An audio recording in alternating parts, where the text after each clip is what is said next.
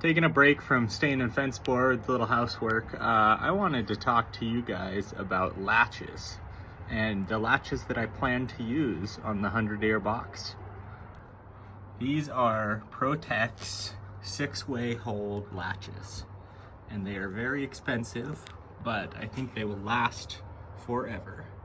As you can see, they resist movement in 6 directions, you know, X, Y, Z, both ways. And they should be plenty strong enough, standing up to 400 kilograms each. So my theory is to overbuild hinges and latches, because that's what fails on toolboxes. Enjoy my view of my deck. Getting a little work done on Sunday.